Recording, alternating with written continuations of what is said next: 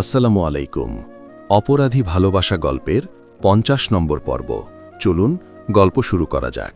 বেহরুজ বেগম এগিয়ে এলেন। নিধি সালাম দিয়ে বলল, ভালো আছেন চাচি? বেহরুজ বেগম কপালে ভাঁজ ফেলে বললেন, শাশুড়িকে চাচি ডাকছিস কেন? মা বলে ডাকবি। নিধি লাজুক হাসল। কায়নাত অবাক হয়ে বলল, নিধি আপু এখানে কি করে এলো? প্রেম পাশ থেকে বলল, ভাবি আমি গিয়ে নিয়ে এসেছি। কায়নাত সকাল সকাল প্রেমের মুখে ভাবি ডাক শুনে ভীষণ বিরক্ত হল। দামড়া দামড়া ছেলেদের মুখে এই নামটা বড্ড বেশি বেমানান। তবুও সেদিকে পাত্তা না দিয়ে নিধিকে বলল, তুমি আসবে আমায় কেমন আগে বললে না? বেহরুজ বেগম কায়নাতকে থামিয়ে দিয়ে বললেন, মেয়েটা এত রাস্তা জার্নি করে এসেছে, তোমার গল্পের ঝুড়ি পরে খুলো। কায়নাত চুপ করে গেল। নিধিকে নিয়ে প্রেম নিজের ঘরে গেল। নিশা কায়নাতের ঘাড়ে হাত ভর দিয়ে বলল, প্রেম ভাইয়ার মতো যদি তোমার জামাইটাও একটু রোমান্টিক হতো তাহলে তোমার কপালটাই খুলে যেত। কায়নাত হতাশার শ্বাস ফেলল। তোমার ভাই, তাও আবার রোমান্টিক? অসম্ভব। আমি কাছে গেলেই ওনার শরীর চুলকায়। নিশা খিলখিল করে হেসে উঠল। কায়নাত বিরক্ত হয়ে মাথার আঁচল নামিয়ে কোমরে গুজে রান্নাঘরের দিকে রওনা হল। সকাল ৮টার দিকে কায়নাত কফি নিয়ে অর্ণর ঘরে এলো। অর্ণ আয়নার সামনে দাঁড়িয়ে চুল ঠিক করছিল। কায়নাত কফির কাপ এনে অর্ণর পেছনে দাঁড়ালো। খুকখুক করে কাশতেই অর্ণ ঘাড় ঘুরিয়ে পেছনে তাকিয়ে দেখল কেউ নেই।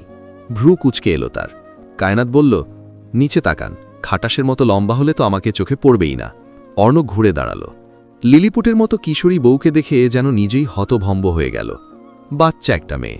সে কায়নাতের হাত থেকে কফির কাপ নিয়ে বলল, এত শর্ট কেন তুমি? কায়নাত চোখ পাকিয়ে বলল, শর্ট মানে? আই অ্যাম অনেক পারফেক্ট, আপনি খাম্বার মতো লম্বা। বাংলায় কথা বলো। বাংলা হাম পারি নট। অর্ণ কায়নাতের গাল টেনে ধরল।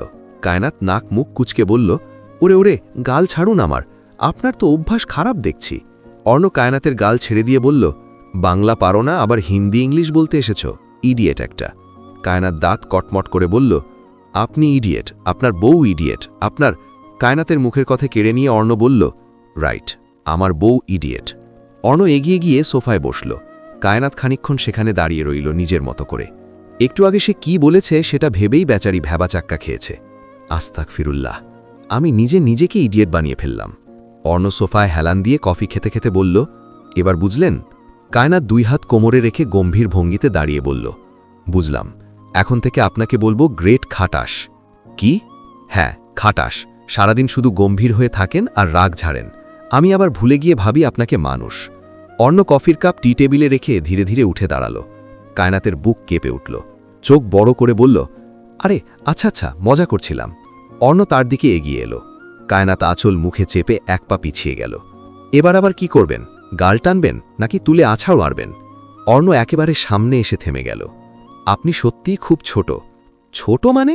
বউ ছোট হলে জামাই তো লাভবান, খরচা কম, খাওয়া দাওয়া কম, জামা কাপড় কম, আবার দেখতেও পুতুলের মতো, লাল টুকটুকে পুতুল বউ। অর্ণ দীর্ঘশ্বাস ফেলল। সে কাবার্ডের নিকট এগিয়ে যেতেই কায়নাত মুখ বাঁকিয়ে বিড়বিড় করতে করতে বিছানার কাছে এগিয়ে গেল। বিছানা গোছাতে গিয়ে বালিশের পাশে অর্ণর মানিব্যাগ দেখে চোখ চিকচিক করে উঠল।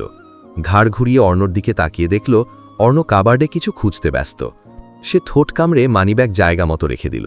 মনে মনে কিপটে বলতে ভুলেনি। অর্ণ জামাকাপড় বের করে ভ্রু কুচকে কায়নাতের দিকে তাকিয়ে ওয়াশরুমে ঢুকল। কায়নাত মুখ বাঁকিয়ে টাকা নিজের শাড়ির কোমরে গুজে রাখল। অর্ণ ফ্রেশ হয়ে বেরিয়ে এসে গায়ে শার্ট জড়িয়ে বোতাম লাগাল। তারপর স্বাভাবিক ভঙ্গিতে মানিব্যাগ হাতে নিয়ে খুলতেই চোখ শুরু হয়ে এলো। ভেতরে 2টা 1000 টাকার নোট নেই। সে মানিব্যাগটা শক্ত করে ধরে ভ্রু কুচকে তাকালো ঠিক কায়নাতের দিকে। কায়নাত তখন বালিশের খোল পাল্টে গুনগুন করে গান গাইছিল। তুমি এত পাগল হইছ কেন পাইয়া আমারে, বাড়াবাড়ি করলে তুমি থাকবো না ঘরে। অর্ণর চোখ আরও সংকীর্ণ হল। মানিব্যাগ থেকে টাকা কে নিয়েছে?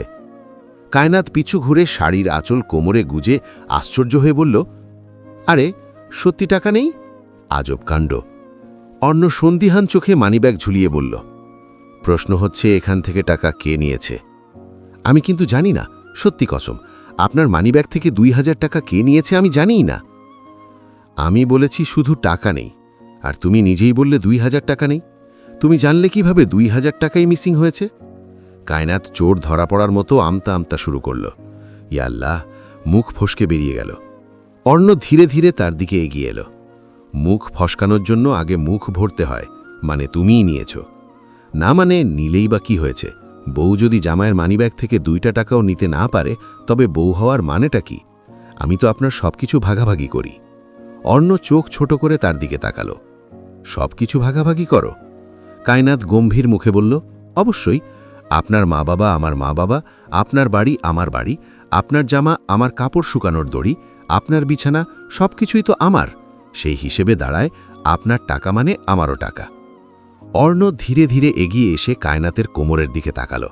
সে আঁচল টেনে কোমর ঢাকতে চাইল, কিন্তু দেরি হয়ে গেছে। অর্ণ তার হাত সরিয়ে কোমরের গুজ থেকে টাকাটা টেনে বের করে আনল। কায়নাত এক ঝটকায় চুপ মেরে গেল। চোখ বড় বড় করে বলল, হায় আল্লাহ, এই টাকা আমার কোমরে কি করে এলো? আমি তো চুরি করিনি। তাহলে এটা কি চুরি না? কায়নাত আমতা আমতা করে বলল, চুরি নয়, চুরি বললে অপমান হয়। বউ মানে তো জামাইয়ের লাইফ পার্টনার। পার্টনারশিপে টাকা পয়সা তো ভাগাভাগি হবেই। অর্ণ মানিব্যাগে টাকা ভরে ফেলার ভঙ্গি করতেই কায়নাত আঁচল দিয়ে মুখ চেপে ঝটপট বলে ফেলল, এত কিপটে কেন আপনি?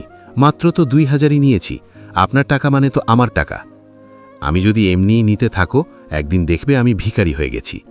ভিখারি হলেও কি আসে যায়, আমি তখনও থাকব পাশে, আপনার ভিখারির বউ হয়ে।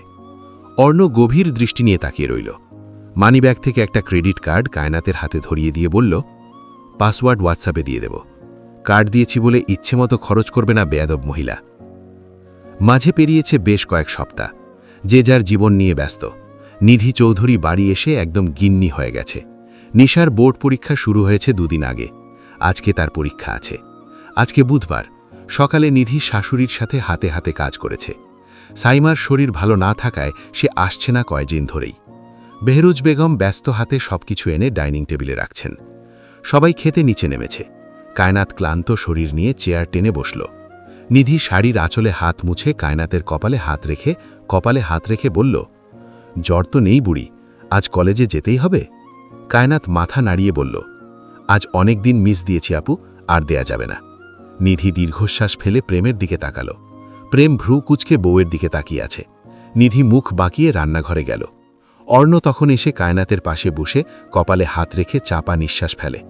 কায়নাতের ঠান্ডা কাশি ছিল, এখন সব নর্মাল। মাশফিক চৌধুরী খানিকক্ষণ পর এসে বসলেন।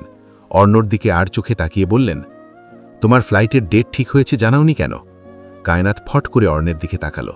অর্ণ আর চোখে কায়নাতের দিকে তাকিয়ে বলল, কালকেই জেনেছি। কি করবে ভাবলে? যাব। একা? কায়নাত মাথা নিচু করে ঠোঁট কামড়ে ধরল। অর্ণ সেদিকে তাকিয়ে খাওয়ায় মনোযোগী হল। কলেজ ছুটি শেষে ভিড়ের ভেতরে দাঁড়িয়ে রইল কায়নাত। পাশে কয়েকজন বান্ধবী একে একে বাসে উঠে চলে গেল। বাড়ির গাড়ি আজ আসেনি। মোবাইল বারবার কানে ধরেও কোনো কল রিসিভ হলো না। হতাশ মুখে রাস্তার পাশে দাঁড়িয়ে রিকশার জন্য হাত তুলতেই একটা কালো এসইউভি এসে ব্রেক কষল ঠিক সামনে। গাড়ির গ্লাস নামল না, শুধু পিছনের দরজা ফট করে খুলে গেল। কায়নাত প্রথমে ভেবেছিল হয়তো বাড়ির কেউ পাঠিয়েছে, কিন্তু এক পলকে পেছন থেকে 2জন মুখ ঢাকা মানুষ এগিয়ে এসে তাকে ধাক্কা দিয়ে গাড়ির ভেতরে বসিয়ে দিল। কায়নাত শব্দ করার আগেই একজন একটা সাদা কাপড় মুখের ওপর চেপে ধরল। অন্যজন গাড়ির দরজা বন্ধ করতেই সঙ্গে সঙ্গে গাড়ি জোরে স্টার্ট নিল। চারপাশের মানুষ মুহূর্তে কিছু বুঝে ওঠার আগেই গাড়ি ধুলো উড়িয়ে রাস্তা ছাড়ল। কায়নাতের বুক ধকধক করতে লাগল। চোখ বড় বড় করে সে তাকিয়ে দেখল সামনে বসে আছে আরও 2জন। তাদের চোখে কালো সানগ্লাস, মুখ অর্ধেক ঢাকা। ব্যস্ত শহরের রাস্তা পেরিয়ে গাড়িটা ঢুকল একটা ফাঁকা রাস্তায়। কায়নাতের জ্ঞান নেই। শান্ত দেহটা পড়ে আছে এক কোণায়। মাথার হিজাব এলোমেলো হয়ে ছড়িয়ে আছে তারই দেহে। প্রায় 40 মিনিট পর গাড়ি বাঁক নিয়ে ঢুকে গেল একটা নির্জন এলাকায়। চারপাশে আধা জঙ্গল, শ্যাওলা পড়া গাছপালা আর পাখির কর্কশ ডাক। পুরোটা যেন অচেনা অন্ধকারের আবেশে ঢাকা। গাড়ি এসে থামল বিশাল এক গেটের সামনে। লোহার গেটটা পুরোটাই রাজকীয় ভাব। ভেতর থেকে লোক এসে সেটা টেনে খুলে দিল। এসইউভি গেট পার হয়ে ঢুকে গেল। ভেতরে ঢুকতেই চোখে পড়ে একটা ডুপ্লেক্স বাড়ি। চারদিকে উঁচু দেয়াল দিয়ে ঘেরা বাড়িটার পরিবেশ অদ্ভুত ভৌতিক মনে হচ্ছিল। আশেপাশে আর কোনো বাড়ি নেই, শুধু কাকের ডাক আর বাতাসের শোঁ শোঁ শব্দ শোনা যাচ্ছিল। দরজা খুলে মুখ ঢাকা 2জন লোক দ্রুত কায়নাতকে টেনে নামালো। তার নিস্তেজ শরীরটা এক ঝটকায় কাঁধে নিয়ে ভেতরে প্রবেশ করল। ড্রয়িং রুমটা আধো আলোতে ঢাকা। জানালার পর্দা টেনে বন্ধ করা। বাতাসে এক অদ্ভুত বাজে গন্ধ। কায়নাতকে নিয়ে যাওয়া হলো সিঁড়ি বেয়ে ওপরতলায়। করিডোর পেরিয়ে একদম কোণের ঘরে ফেলে দেওয়া হলো তাকে। দরজাটা বাইরে থেকে তালা লাগিয়ে দিল লোকগুলো। কায়নাতের নিস্তেজ দেহ মেঝেতে পড়ে রইল। তার বুক ধীরে ধীরে ওঠানামা করছে। সময়ের ব্যবধানে হয়তো তার জ্ঞান ফিরবে। নিশা এক্সাম শেষে বাড়ি ফিরেছে স্বার্থর সাথে। স্বার্থ তাকে আনতে গিয়েছিল। ড্রয়িং রুমের সোফায় নুসরাত খাবার মেখে নিশাকে খাইয়ে দিচ্ছে। হঠাৎ আদাল দেয়াল ঘড়ির দিকে তাকিয়ে বলল, বড় ভাবি কি এখনো বাড়ি ফিরেনি? আমি তো সারাদিন আজ বাসায়, ভাবিকে তো দেখলাম না। নুসরাত হঠাৎ থমকে গিয়ে বলল, না তো, কায়নাত এখনো বাড়ি ফিরেনি। স্বার্থ কপাল কুঁচকে অর্ণর নাম্বারে কল লাগালো। প্রথমবার রিসিভ না হলেও দ্বিতীয়বার কল রিসিভ হলো। ওপাশ থেকে অর্ণ কিছু বলার আগেই স্বার্থ বলল, কায়নাত কি তোর সাথে? অর্ণ গ্রাউন্ড ফ্লোর থেকে সবে নিজের ফ্লোরে পা রেখেছে, আর স্বার্থর মুখে এহেন কথা শুনে হতভম্ব হয়ে বলল, এখানে তো নেই। কেন, কি হয়েছে? আমি তোর বাসায় নিশাকে এক্সাম হল থেকে নিয়ে এসেছি সেই কখন, এখন সন্ধে হতে চলল, কিন্তু কায়নাত এখনো বাড়ি ফিরেনি।